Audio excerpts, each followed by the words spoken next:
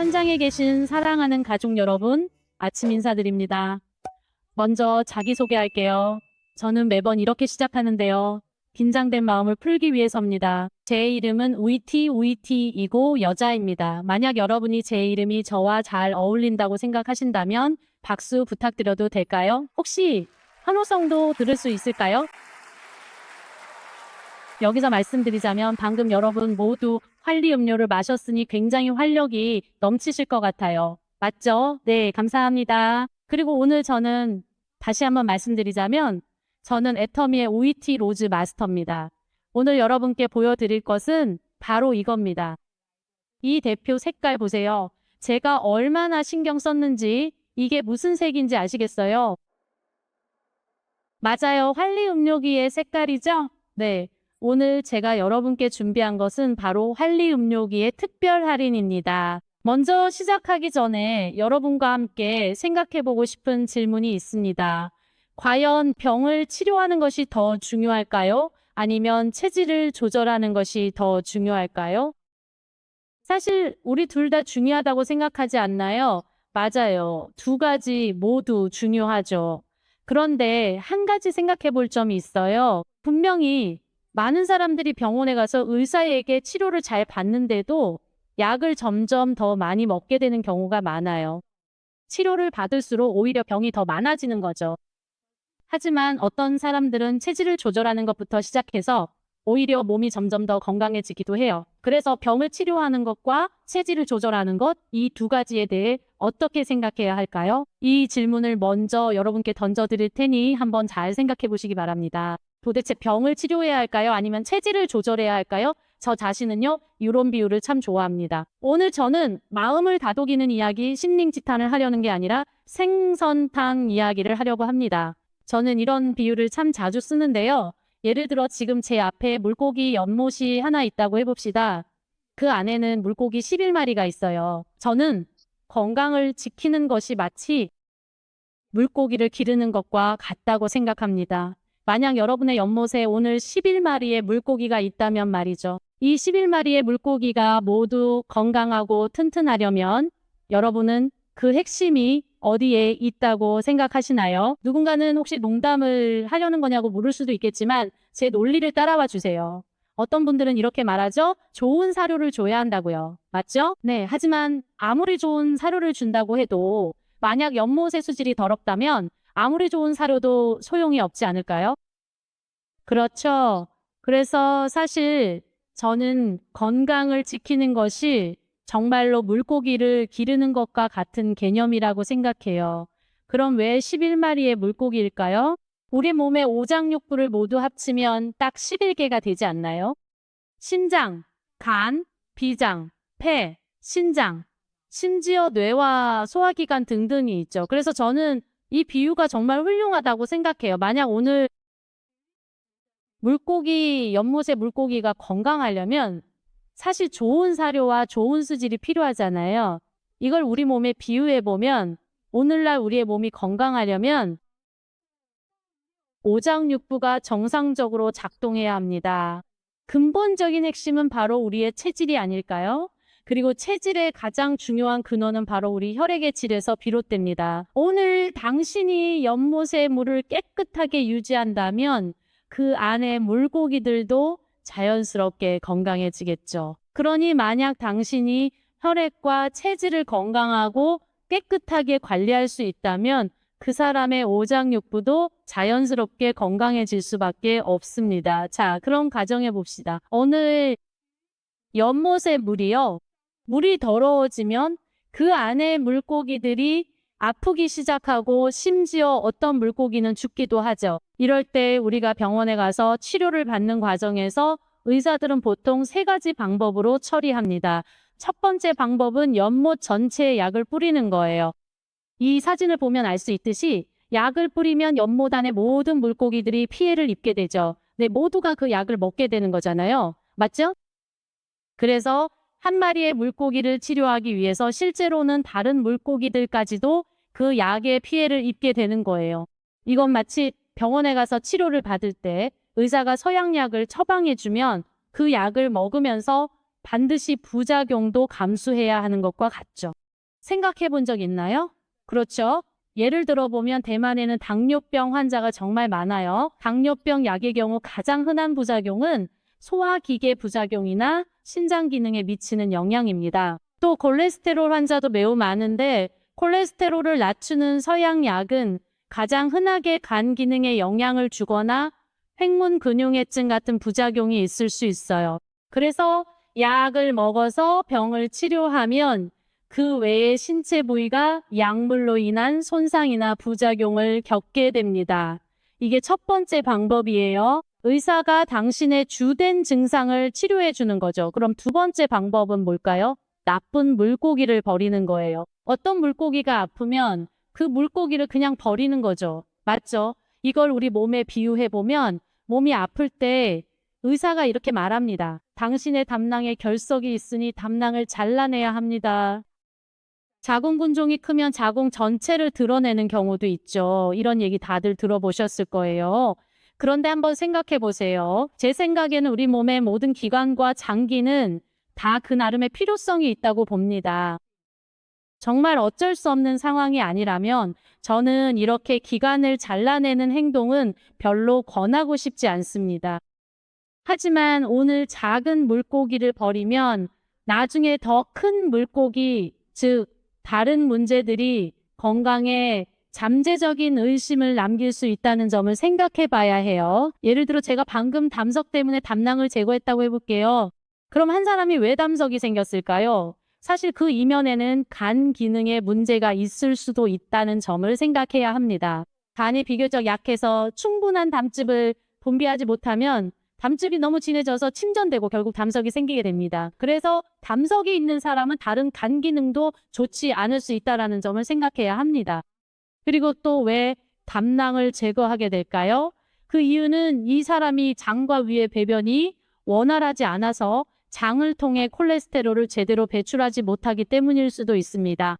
만약 장이 원활하게 작동하고 콜레스테롤이 잘 배출된다면 담즙이 재흡수되지 않고 담낭의 콜레스테롤 대사가 정상적으로 이루어집니다. 담낭을 제거한 사람들도 마찬가지로 장과 위의 상태를 다시 한번 생각해 봐야 합니다. 또 왜 담낭을 제거하게 될까요?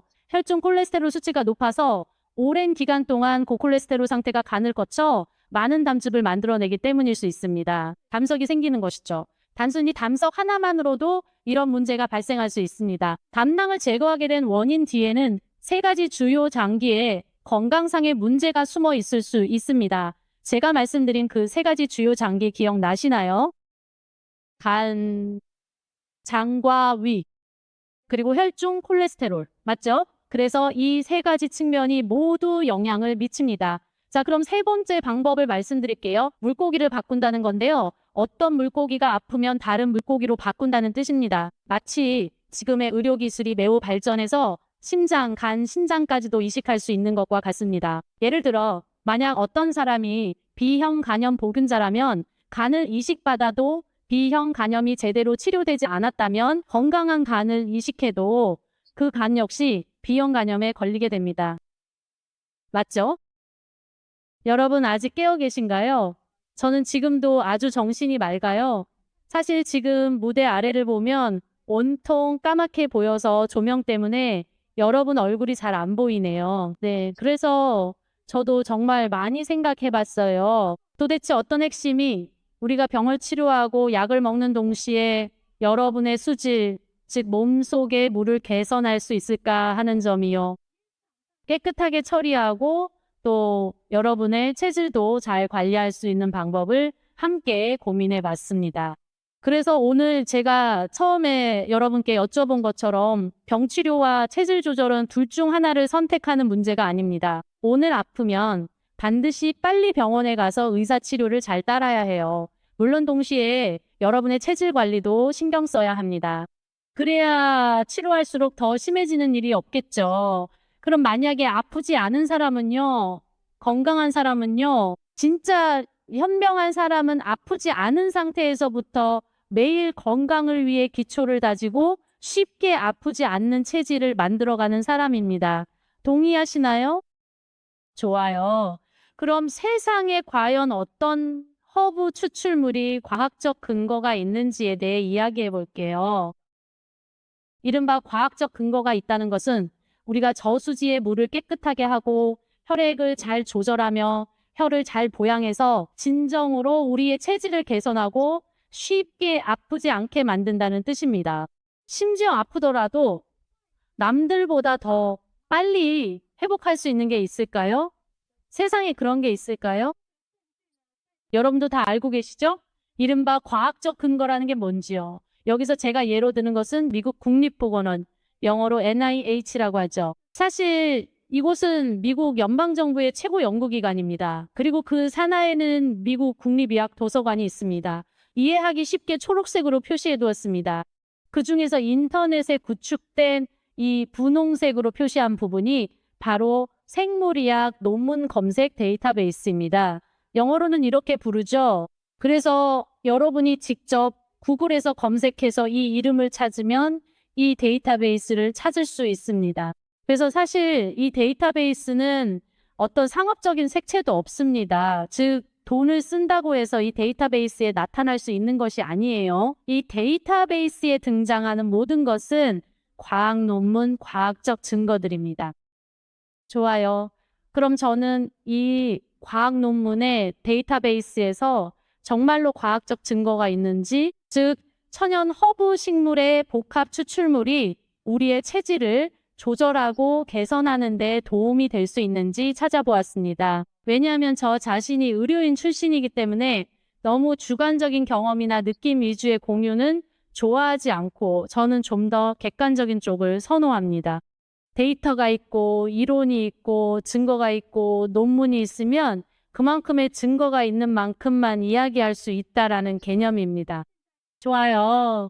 그래서 오늘 지금부터 이 부분에서는 여러분과 함께 과학적인 시각으로 이 허브복합 추출물을 연구하는 눈으로 감상해 보려고 합니다. 이것이 과연 우리 몸의 조혈작용이나 11개의 장기, 11개 이상의 장기에 대해 건강을 지키는 효과가 있는지 살펴보겠습니다. 그래서 저는 왼쪽 상단에 항상 과학 논문의 출처를 표시할 것입니다.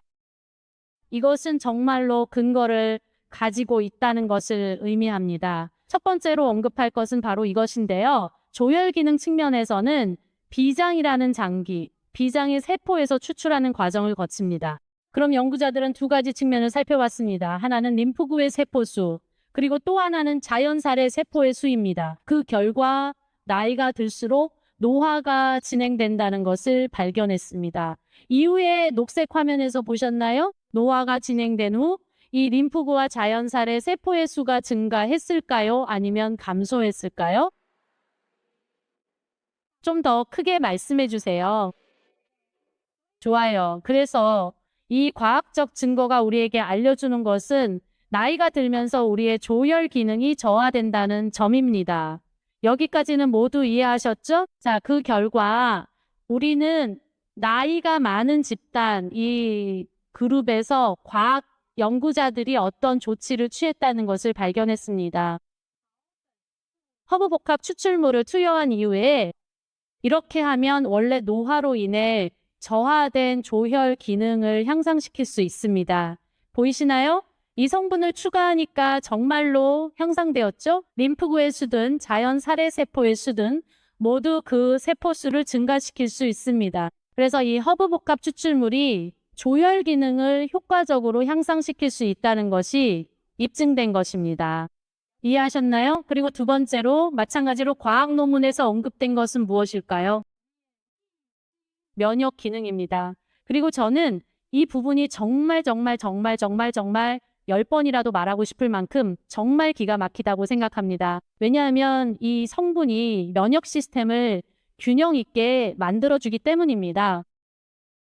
여기서 말하는 균형은 중국어, 즉 중의학에서 말하는 균형이 아니라 서양의학에서 말하는 것입니다. 영어로도 이 균형을 도와줄 수 있다고 표현하고 있어요. 그럼 도대체 어떻게 균형을 맞추는 걸까요? 오늘 이 증거를 통해 말씀드리자면 왼쪽에 이 수치는 인터페론에 대해 다루고 있습니다. 나이가 들수록 이 수치가 감소할까요? 아니면 증가할까요? 좋아요. 그럼 오른쪽에 이 지표 인터루킨은 나이가 들수록 증가할까요? 아니면 감소할까요? 맞아요. 실제로 증가합니다. 그래서 여러분들 느끼셨겠지만 나이가 들면서 우리 몸의 세포가 노화되기 시작하면 면역 기능이 무조건적으로 떨어지는 것이 아니라 어떤 지표는 감소하고 어떤 지표는 오히려 증가합니다. 그래서 나이가 들수록 우리의 면역 세포, 면역 시스템이 점점 균형을 잃게 되는 것이죠. 이해되시나요? 좋아요. 그럼 계속해서 아래를 살펴보겠습니다. 연구진이 허브 추출물을 투입한 후에 정말 놀라운 점을 발견할 수 있었는데요. 원래 나이가 들면서 감소하던 인터페론 수치를 높여주었습니다. 그리고 결과적으로 나이가 들면서 증가하던 인터루킨 수치는 다시 낮춰주었습니다. 이렇게 진정한 양방향 조절이 이루어진 것이죠. 정말 정말 놀랍지 않나요?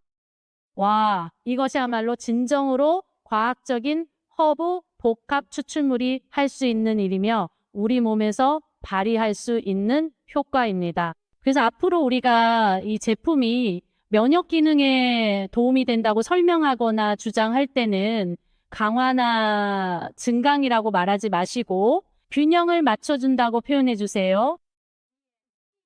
면역 시스템을요? 좋아요. 그럼 세 번째 과학적 사실에 대해 여러분께 설명드리자면 이 추출물이 혈액 순환을 촉진하고 혈액 세포 생성을 도와 면역 조절을 할 수 있다면 결국 우리 몸 전체, 즉 여러 장기들도 함께 더 건강해지고 더 활성화될 수 있지 않을까요? 제 논리는 이렇습니다. 그래서 이 연구에서는 소장의 점막 세포에 대해 탐구했습니다. 세 그룹으로 나누었고 이 이미지는 소장 절편도입니다. 가장 왼쪽은 건강 대조군인데 소장의 육모가 하나하나 뚜렷하게 보입니다. 이 조직은 해면처럼 생겼기 때문에 음식을 먹으면 해면이 흡수하듯이 영양분이 장으로 들어갈 수 있습니다. 이게 바로 건강한 대조군입니다. 그리고 가운데 그룹은 방사선 치료를 받은 그룹입니다. 이런 치료 처치를 한 결과 모든 소장의 육모가 전부 잘려나갔습니다. 좋은 결과가 보이나요? 세 번째 그룹, 즉 오른쪽 그룹도 마찬가지로 방사선을 쬐었지만 제가 아까 말씀드린 한방 복합 추출물을 추가했습니다. 이 추출물은 소장 육모의 길이를 어느 정도 유지할 수 있게 해줍니다. 물론 완전히 건강한 상태만큼은 아니지만 방사선만 쬐 그룹과 비교하면 70, 80%, 아니 80% 정도의 소장 육모 길이를 유지할 수 있지 않나요? 그래서 정말로 당신의 장점막을 보호할 수 있다는 것이 증명된 거죠. 이해하셨죠? 그럼 계속 진행하겠습니다. 속도를 좀 더 내볼게요. 다음은 난소의 절편인데요. 건강대조군의 경우 난소의 난자가 9개 있습니다. 제가 노란색 박스로 표시해드렸어요. 가운데 이 그룹은 다낭성 난소입니다. 임상적으로 일부 여성들이 다낭성 난소 증후군을 겪게 되는데요. 이 질환의 발생률은 가임기 여성들 사이에서 대략 이렇습니다. 대략 10% 정도로 10명의 여성 중 1명이 다낭성 난소 증후군을 가지고 있습니다. 이 증후군의 한 가지 증상, 한 가지 특징은 난소에 있는 유효 난자 수가 줄어든다는 점입니다. 그래서 불임이 더 쉽게 발생하고 임신 능력에 영향을 미치게 됩니다. 그래서 가운데 동그라미 친 유효 난자가 3개밖에 없는 거죠. 자, 이어서 오른쪽도 마찬가지로 다낭성 그룹입니다. 여기에 허브복합 추출물을 더했더니 원래는 3개밖에 없던 유효 난자가 6개로 늘어났어요. 정말 대단하지 않나요? 그래서 이 추출물이 난소 건강과 난소 기관의 활성화에 매우 유익하다는 강력한 증거가 됩니다. 와, 계속해서 아래를 보면 이제 신장에 대해 이야기하네요. 어떤 분들은 대만이 신장 질환이 번성한 나라라고 말합니다. 실제로 신장 기능이 저하되거나 만성 신부전증을 앓는 분들도 정말 많죠. 세 그룹을 나눠서 보면 왼쪽에는 건강한 신장의 조직 슬라이드 사진이 있습니다. 가운데는 화학요법 약물을 투여해서 신부전을 유발한 경우입니다. 그래서 신장 조직 슬라이드를 보면 하얀 구멍들이 하나씩 보이는데 이 구멍들은 마치 신장에 구멍이 뚫린 것과 같습니다. 신장에 구멍이 뚫리면 나중에는 투석을 해야 할 수도 있습니다. 이건 비유입니다. 자, 그리고 오른쪽은 마찬가지로 화학요법을 투여한 경우입니다. 여기에 한약복합 추출물을 추가로 투여했더니 원래라면 생겼어야 할 손상된 구멍들이 나타나지 않았다는 것을 알 수 있습니다. 그래서 이것이 신장을 보호하고 회복시키는 기능을 할 수 있다는 뜻이겠죠. 이 과학적 증거를 통해서 알 수 있습니다. 계속해서 보면 아까는 신장을 봤고 이제는 폐를 봅니다. 폐의 경우는 또 다릅니다. 폐 안에 폐포, 세포는 더 비어있고 구멍이 많을수록 폐포가 기체 교환을 할 수 있습니다. 그래서 맨 왼쪽의 대조군은 폐포가 더 비어 있을수록 기체 교환을 할 수 있습니다. 가운데 그룹은 장기간 만성적인 호흡기 염증으로 인해 폐에 매우 많은 염증 반응이 축적된 상태입니다. 장기간 염증 반응으로 폐가 석회화되고 섬유화되며 결합 조직으로 변합니다. 제가 동그라미로 표시한 부분 보이시나요? 이 부분이 바로 석회화된 곳입니다. 이렇게 결합 조직이 폐를 가득 채우면 폐 기능을 제대로 할 수 없게 됩니다. 가스 교환 작용이 제대로 이루어지지 않습니다. 그런데 오른쪽에 보이는 것처럼 호흡기가 염증이 생겼을 때 한방 복합 추출물을 함께 사용하면 석회화된 부분을 회복시켜주고 폐에 염증이 생기지 않도록 도와주어 폐가 본래의 호흡 능력을 유지할 수 있게 해줍니다. 장기가 너무 많아서 다 설명할 수가 없네요. 계속해서 다음으로 넘어가 볼게요. 여러분 췌장에 대해 아시나요? 그게 아주머니의 남편이신가요? 아, 금방 웃으시네요. 건강대조군의 췌장은 조직 절편 염색법을 사용했습니다. 색이 염색된 부분은 커피색으로 나타나는데 진한 커피색이 보이지 않는다는 것은 췌장의 활력이 매우 건강하다는 뜻입니다. 즉, 충분한 인슐린을 분비해서 혈당 조절을 잘 도와줄 수 있다는 의미죠. 이쪽은 건강대조군이고 가운데 있는 이 그룹이 바로 당뇨병 그룹입니다. 사실을 말씀드리자면 사실이라는 점을 강조하고 싶습니다. 당뇨병 환자는 진단을 받는 순간 췌장 세포 기능이 이미 약 50%밖에 남지 않은 상태입니다. 그 이상의 세포 기능은 이미 손상된 것이죠. 그래서 당뇨병 그룹에서는 췌장 세포의 기능이 손상됩니다. 그래서 염색을 해보면 갈색이 잘 나타나지 않고 갈색의 색깔이 매우 약하다는 것을 알 수 있습니다. 색깔이 확실히 다르죠. 그리고 오른쪽에 있는 당뇨병 그룹에 한약복합 추출물을 추가했을 때 원래는 매우 약해야 할 그 갈색이 어떻게 변했는지 보이시나요? 다시 색이 나타난다는 것은 췌장 세포가 활성화되었다는 것을 의미합니다. 활성화된 후에는 스스로 인슐린을 분비할 수 있게 되는데 이렇게 스스로 분비하는 인슐린이야말로 혈당을 조절하는 데 가장 자연스럽고 정확한 방법입니다. 외부에서 주사하는 것보다 훨씬 더 정밀하죠. 그래서 이 한방 복합 추출물이 다시 활성화되었고 췌장도 다시 활성화되었습니다. 아, 아직 끝난 게 아니네요. 제가 아직 다 말씀드리지도 않았는데 이렇게 많은 장기가 좋아질 수 있다니요. 간 기능의 GOT, GPT, 그리고 LDH는 젖산 탈수 소요소로 이는 심장 지표를 나타냅니다. LP 알칼리성 인산분해 요소는 담도의 지표를 나타냅니다. 그래서 이 논문을 통해 우리는 간 기능과 관련된 심장 그리고 담도와 관련된 건강 지표를 알 수 있습니다. 건강 대조군의 수치는 참고하시기 바랍니다. 질병군에서는 55가 126으로 증가한 것을 발견하셨나요? 결과적으로 한방 복합 추출물을 투여한 후에는 다시 73으로 감소했습니다. 그리고 GPT의 경우 원래 건강할 때는 24였지만 질병이 생긴 후에는 52로 상승하여 간 기능 수치가 급격히 높아졌습니다. 그러나 역시 한방 복합 추출물을 투여한 후에는 수치가 다시 내려갔습니다. 또다시 28로 낮아졌습니다. 그리고 세 번째인 젖산 탈수 소요소는 건강할 때 368이었는데 질병을 유발한 후에는 618로 상승했습니다. 마찬가지로 한방 복합 추출물을 투여한 후에는 다시 480으로 내려갔습니다. 담도 지표 역시 마찬가지로 124에서 질병 유발 후 281로 증가했습니다. 마찬가지로 조보 복합 추출물을 투여한 후에는 193으로 내려갔습니다. 그래서 정말로 간, 심장, 담낭을 튼튼하게 해주는 이 한방 복합 추출물이 정말 대단하지 않나요? 정말 대단하죠. 그렇지 않나요? 아직 끝난 게 아닙니다.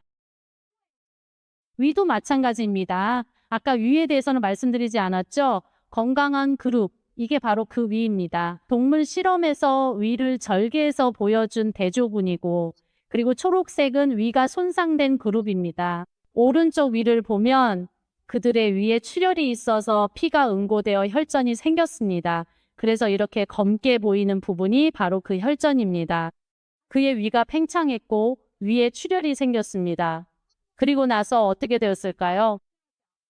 왼쪽 아래 파란색은 손상되지 않은 그룹으로 이 그룹에는 위약을 먹였습니다. 네, 확실히 이 그룹은 위출혈이 발생하지 않았습니다. 그리고 가운데 아래와 오른쪽 아래는 위가 손상된 그룹인데 이 그룹에는 개입을 했습니다. 저용량과 고용량의 한방 복합 추출물을 투여한 결과 위점막 출혈 상황이 개선되고 회복될 수 있었습니다. 보세요.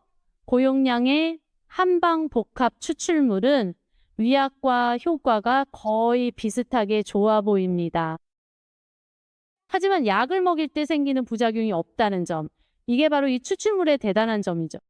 네, 좋습니다. 이어서 뇌의 한 부분에 대해 말씀드리자면 뇌 기능을 나타내는 지표는 정말 많습니다. 우리는 아세틸콜린 관련 지표도 볼 수 있고 기억력과 인지 기능을 나타내는 지표도 볼 수 있습니다. 자, 그럼 이 세 가지 지표에 대해 말씀드리겠습니다.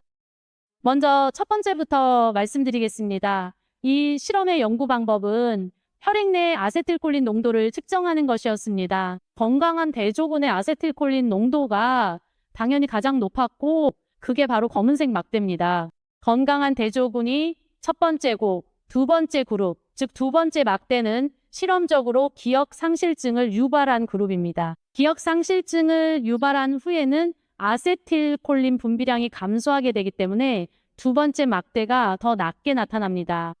세 번째 막대는 기억 상실증이 있는 상태에서 알츠하이머 치료제를 투여한 결과입니다. 이 약물을 투여하면 아세틸콜린 농도를 높일 수 있습니다. 하지만 주의해야 할 점이 있습니다.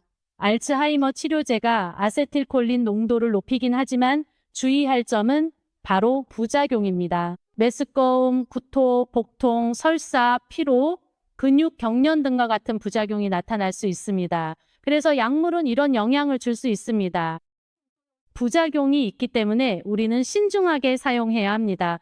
마지막으로 빨간색으로 표시한 부분도 역시 기억 상실증 그룹입니다. 그런데 여기에 한방 복합 추출물을 추가했더니 역시 아세틸콜린 농도가 증가했습니다. 그런데 부작용이 있을까요? 자, 좀 더 크게 말해볼까요? 부작용이 있나요? 좋아요. 그럼 아까 아세틸콜린 농도가 증가한 거 외에 실제로 기억력, 기억 능력, 학습 능력이 정말로 개선되었는지도 봐야겠죠? 이 수치, 이 막대 그래프의 데이터를 보면 알 수 있습니다. 한방 복합 추출물을 투입한 후에는 알츠하이머 치료제와 막대의 높이가 똑같이 높아요. 네, 효과가 똑같은 걸까요? 그렇죠. 그리고 인지 능력은 어떨까요? 정말 대단해요. 이 한방 복합 추출물의 효과가 초록색 그룹보다도 더 뛰어나네요. 보이시나요? 초록색 그룹보다 더 뛰어납니다. 여러분도 색깔만 봐도 알 수 있죠? 그래서 앞에서 제가 이렇게 많은 과학 논문을 말씀드렸는데요.